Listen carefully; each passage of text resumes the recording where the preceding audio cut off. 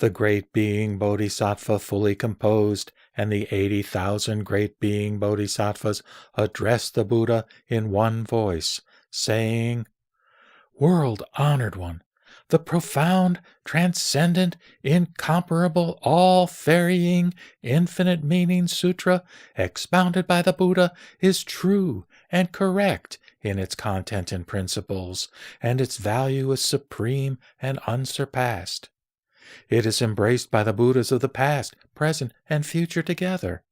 It is impervious to the influence of disruptive forces and the influence of differing views, and is neither corrupted nor destroyed by any deluded perception or the cycle of births and deaths. This sutra, therefore, has the inconceivable power of 10 such kinds of beneficial effect, and greatly benefits all living beings inclusively. It enables each and every great being Bodhisattva to attain the specialized focus of mind of infinite meanings, or to gain access to 100,000 Dharma-grasping empowerments, or to attain realization as Pratyeka Buddhas, or to realize the fruits of the 4 stages of Arhatship. The world-honored one has willingly and compassionately expounded such a teaching for all of us and enabled us to harvest the great benefits of the Dharma. This is extremely unusual, unique, and unprecedented.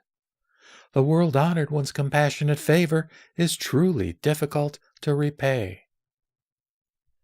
At that moment, the universe of 1,000 million Sumeru worlds trembled and shook in 6 ways, and several kinds of heavenly blossoms, blue, crimson, yellow, and white lotus flowers, rained from the sky above.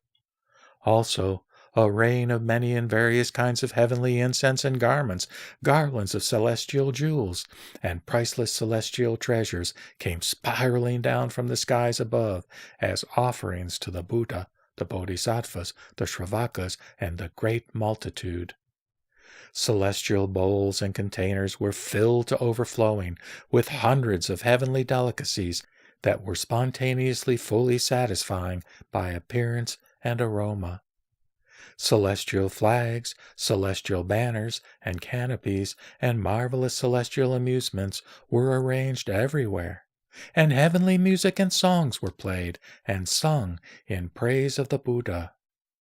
Also, Buddha worlds in the eastern direction, as numerous as the Ganges River sands, likewise trembled and shook in 6 ways. Heavenly flowers, heavenly incense and garments, garlands of celestial jewels, priceless celestial treasures, celestial bowls and containers, hundreds of heavenly delicacies that were spontaneously fully satisfying by appearance and aroma, celestial flags, celestial banners and canopies, and marvelous celestial amusements also rained down.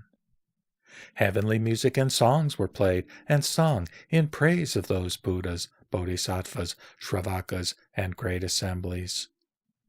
In the southern, western, and northern directions, in the 4 intermediate directions, and in the upper and lower regions, it was like this as well.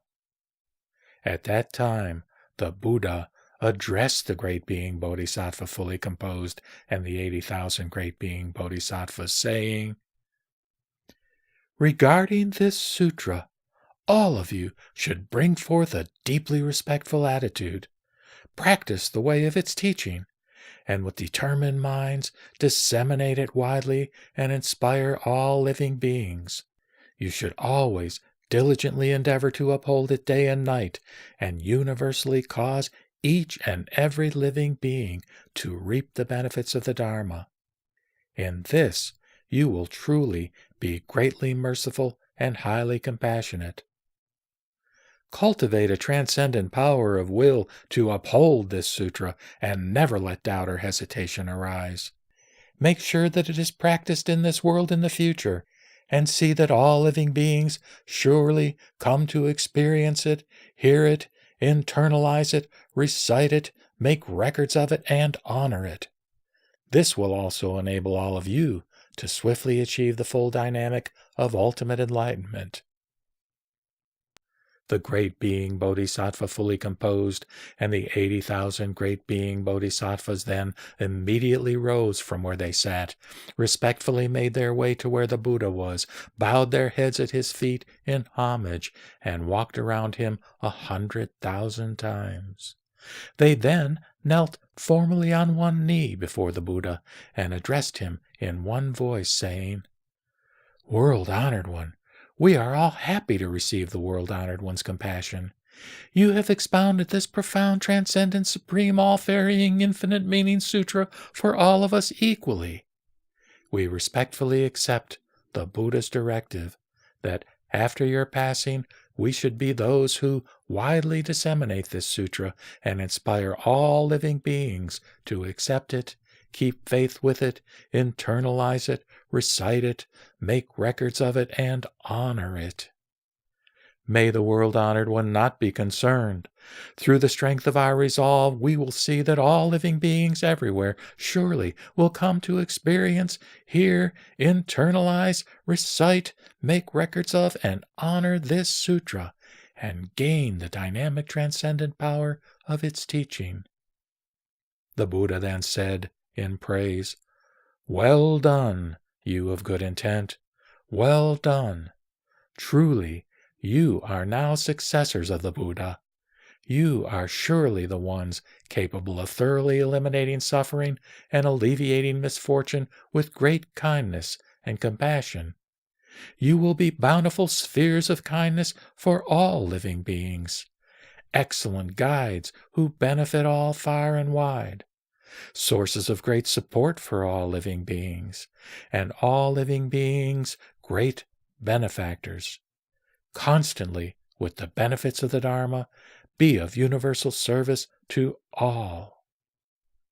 Thereupon, the entire assembly greatly rejoiced, paid homage to the Buddha, and, with understanding and acceptance, departed.